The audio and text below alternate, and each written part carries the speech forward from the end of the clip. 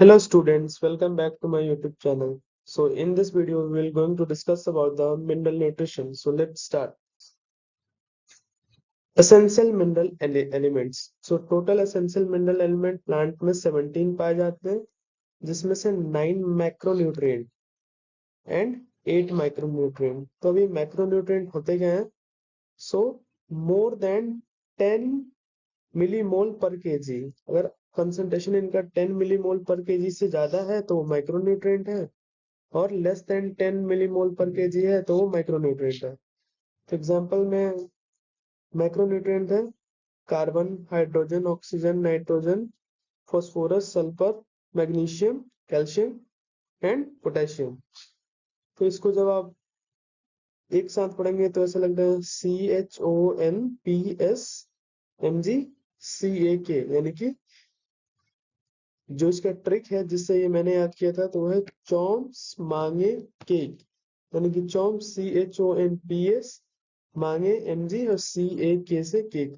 तो इस ट्रिक से आप इसको याद रख सकते हैं.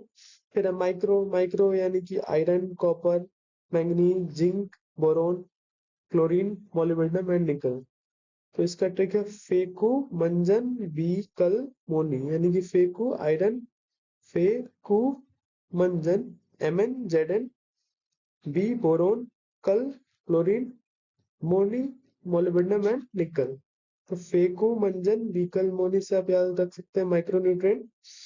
अब आते हैं डिफिशियंसी सिम्टम्स, जो मेनली क्वेश्चन आते हैं कि किसकी डिफिशियंसी से प्लांट में क्या होगा. तो क्लोरोसिस. क्लोरोसिस यानी कि लॉस ऑफ क्लोरोफिल. तो किस एलिमेंट की कमी से क्लोरोफिल का लॉस होता है? तो ये molybdenum, nitrogen, potassium, sulphur, magnesium, iron and MnZn. Sulphur दो बार हो गया.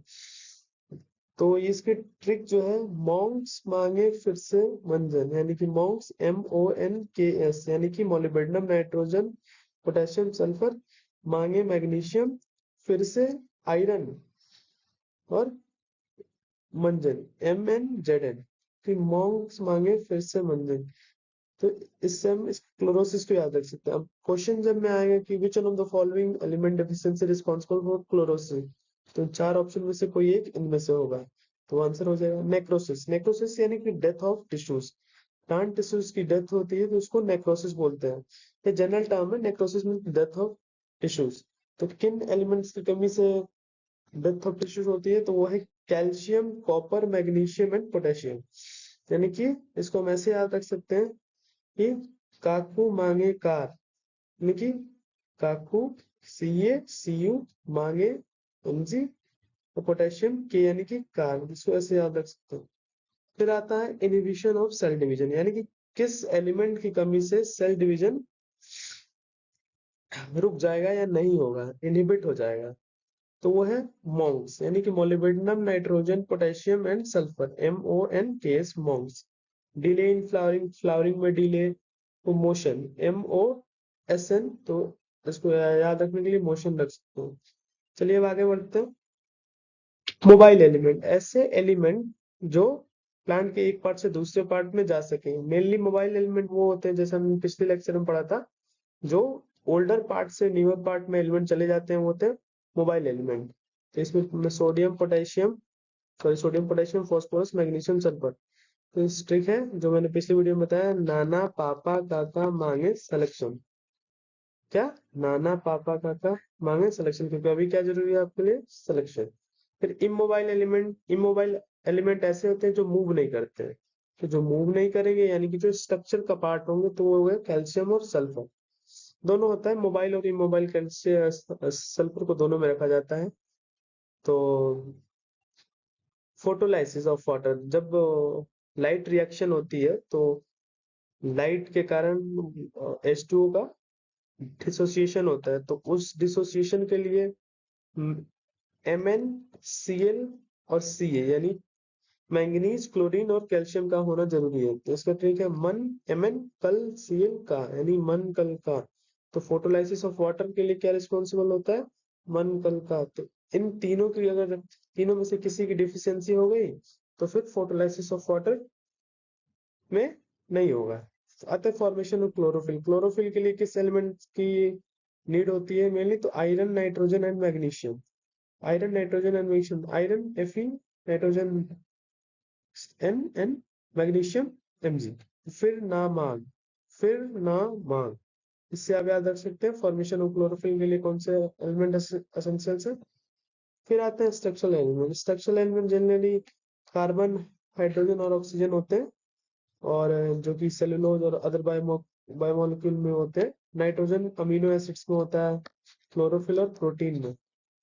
अब कुछ ऐसे भी आयंस होते हैं जो एंजाइम को एक्टिवेट करते हैं, जैसे मैग्नीशियम। मैग्नीशियम किसको एक्टिवेट करता है? रुबिस्को को और पेप्केज को।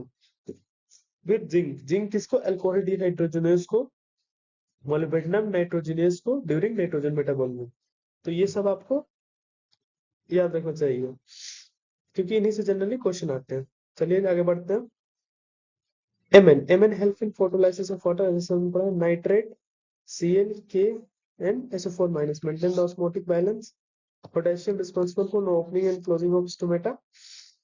अब आते हैं कि if micronutrient become excess then cause toxicity, क्योंकि उसका एक लेवल फिक्स किया गया है कि इतना ही होना चाहिए प्लांट में, इससे ज्यादा हुआ तो वो टॉक्सिक इफेक्ट प्लांट पे शो कर सकते हैं, इसलिए ज्यादा होता है तो if micronutrient become excess then it cause toxicity. Mobile element, mobile element की डेफिशिएंसी होती है ओल्डर पार्ट में, क्योंकि वो ओल्डर पार्ट जैसे ही डेड होने लगता है, ओल्ड होने लगता है, वो छोड़ के और वो प्लांट के न्यू पार्ट में चले जाते हैं, तो ओल्ड पार्ट में डेफिशिएंसी हो जाती है। जबकि इमोबाइल एलिमेंट जो है वो मूव नहीं करते हैं, क्योंकि वो स्ट्रक्चरल एलिमेंट का पार्ट होते हैं, तो इनकी डेफिशिएंसी न्यूअर पार्ट में होती है। तो ऐसा भी पूछा जा सकता है आपको, ये दे दे ये एनपीके में से कोई पूछते कि एनपीके डेफिशिएंसी सी नहीं। अब एनपीके जो मोबाइल है, तो मोबाइल का कहाँ होगा? ओल्डर पार्ट में, तो ऐसे क्वेश्चन बन सकते हैं। फिर soilless growing plant in test tube. Soilless यानी कि बिना सोयल के प्लांट को ग्रो किया गया था टेस्ट ट्यूब में। इस टेक्निक को हाइड्रोपोनिक्स बोलते हैं। ये जेविस ने किया था 1860 में। इसमें 1860 में, तो ये आपको याद रखना है, कभी पूछ सकता है। फिर आता है नाइट्रोजन। नाइट्रोजन को अब्जॉर्प्शन होता है NO3 माइनस में, ये नाइट्रेट में, नाइट्राइट में और अमोनिया के फॉर्म में। क्यों जरूरी होते हैं? Required mainly for metabolically active cell and meristematic tissue. Constituent of protein होता है, न्यूक्लिक एसिड होता है, विटामिन होता है, हार्मोन होता है। ठीक है, फोटोसिंथेसिस में हेल्प करता है, सेल की ग्रोथ में, रिप्रोडक्शन में, सेल डिवीजन में। अब आते हैं फास्फोरस। फास्फोरस इस फॉर्म में अब्जॉर्ब होता है H3PO4- and HPO4-2 in developing fruit, seeds, storage organ and young meristem में फास्फोरस की नीड होती है। एटीपी, एटीपी में भी पी है, तो यानी फास्फोरस है। एनएडीपी में, डीएनए एंड आरएनए में होता है फास्फोरस। अब आता है नाइट्रोजन फिक्सेशन यानी कि नाइट्रोजन साइकिल। नाइट्रोजन साइकिल है कि एटमॉस्फेयर में O2 है, सॉरी N2 है, नाइट्रोजन है, तो बायोलॉजिकली फिक्सेशन होता है अमोनिया में, इंडस्ट्रियल होता है, इलेक्ट्रिकल होता है। तो जो बायोलॉजिकली होगा वो NH3 में होगा, इंडस्ट्रियली भी NH3 में होगा। बायोलॉजिकली कुछ बैक्टीरिया में होता है, और इंडस्ट्रियली केमिकल्स होते हैं, और इलेक्ट्रिकल से जब लाइटनिंग होती है तब ये ब्रेक होके और कन्वर्ट हो जाता है NO3 में। तो या ये बने या ये बने डायरेक्ट। तो यहाँ अमोनिया से नाइट्रेट बनने का जो बैक्टीरिया यू का रोल प्ले करते हैं, नाइट्रोकोकस। कौन सा? नाइट्रो, ये आपको याद। So nitrogen fixation, nitrogen fixation, जैसे हम नाइट्रोजन साइकिल की बात करेंगे, तो जो एटमॉस्फेयर में नाइट्रोजन N2 के फॉर्म में है, ये बायोलॉजिकली फिक्स होता है अमोनिया के फॉर्म में, इंडस्ट्रियली फिक्स होता है अमोनिया के फॉर्म में, बट इलेक्ट्रिकली फिक्सेशन ये नाइट्रेट के फॉर्म में होता है। अब ये नाइट्रोट को प्लांट अपटेक करते हैं, और ये प्लांट फिर डायरेक्ट डीके डेड बायोमास बन जाता है, या फिर प्लांट पे एनिमल अटैक करता है, फिर एनिमल खाता है उसको, फिर ये डेड डीके मास बन जाता है। फिर ये डेड डीके मास जो है फिर अमोनिया में कन्वर्ट हो जाता है by the process of ammonification. और फिर ये अमोनिया जो है फिर नाइट्राइट में कन्वर्ट होता है थ्रू द बैक्टीरिया नाइट्रोकोकस, और फिर ये नाइट्राइट कन्वर्ट होता है फिर से नाइट्रेट में, वो नाइट्रोबैक्टर के थ्रू, और नाइट्रोबैक्टर NO3। तो कभी कभी क्या होता है कि ये NO3 फिर से N2 में कन्वर्ट होने लगता है। कुछ बैक्टीरिया है इसके लिए रिस्पॉन्सिबल, सूडोमोनास एंड थायोबैसिलस। तो और इस प्रोसेस को बोलते हैं डीनाइट्रिफिकेशन। क्या बोलते हैं? डीनाइट्रिफिकेशन। तो आपको ये पूरा याद रखना होगा, क्योंकि इसमें कहीं से भी कुछ पूछा जा सकता है। जैसे conversion of ammonia into nitrite is done by Nitrococcus. तो 4 बैक्टीरिया ऑप्शन में होंगे, उसमें से ये होगा, तो ये आंसर हो जाएगा। तो इसलिए आप इसको अच्छे से देख लीजिएगा क्योंकि क्वेश्चन आते हैं इससे। चलिए अब नेक्स्ट स्लाइड की ओर चलते हैं। फ्री लिविंग एरोबिक जो बैक्टीरिया है वो है एजेटोबैक्टर है, बीजरनिका। फ्री लिविंग एनारोबिक है रोडोस्पेरिलम, साइनोबैक्टीरिया में एनाबिना एंड नोस्टम। अब रूट नोड्यूल फॉर्मेशन, राइजोबियम जो है नाइट्रोजन फिक्सेशन में हेल्प करता है पी प्लांट में। ये N2 से NH3 बनाता है, नाइट्रोजिनेस यहाँ पे काम करता है। अब नाइट्रोजिनेज जो ये राइजोबियम है ये एनारोबिक कंडीशन में काम करता है। तो इसमें एक पिगमेंट होता है लेग हीमोग्लोबिन। लेग हीमोग्लोबिन क्या बोलते हैं इसको? ऑक्सीजन स्क्वेंजर बोलते हैं। क्या बोलते हैं? Oxygen scavenger, scavenger. इसका कभी कलर भी पूछा जाता है, तो ये पिंक कलर का होता है। तो ये नाइट्रोजिनोस की एक्टिविटी को बढ़ा देता है बाय रिमूविंग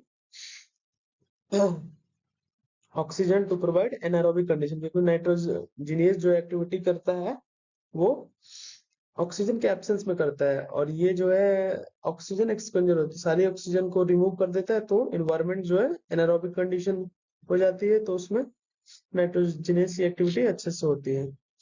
आते हैं नेक्स्ट स्लाइड पे। जैसे कि N2 से अमोनिया बनाने के लिए 8 एटीपी का यूज होता है। तो एक साइकिल में दो अमोनिया से दो अमोनिया बनता है, तो एक साइकिल दो अमोनिया यानी कि 16 एटीपी। अब इसके प्रोसेस हैं कुछ, इसमें स्टेप्स है, तो आप देख लीजिए क्योंकि शॉर्ट रिवीजन है तो जल्दी जल्दी करना है, तो मैंने वही रखा है जो मेन क्वेश्चन आते हैं। तो चलिए अब इंडिविजुअल एलिमेंट्स का रोल देखते हैं। जैसे कि पोटेशियम, पोटेशियम मेंटेन करता है cation anion balance, phosphorylation reactions और फोटोसिंथेसिस में हेल्प करता है, ओपनिंग क्लोजिंग ऑफ स्टोमेटा में, required in meristematic tissue. Calcium older leaves पे प्रेजेंट होता है, ओल्डर क्योंकि ये इमोबाइल होता है तो older present. Formation of mitotic spindle and organization of chromosome, ये आप याद रखेंगे, कैल्शियम का फंक्शन है formation of mitotic spindle. Activate करता है एटीपेज, अल्फा अमाइलेज और फॉस्फोलाइपेज को। कैल्शियम एंड मैग्नीशियम पेक्टेट में मिडिल नेम लगेगा, कैल्शियम, कैल्शियम पेक्टेट उसमें कैल्शियम होता है।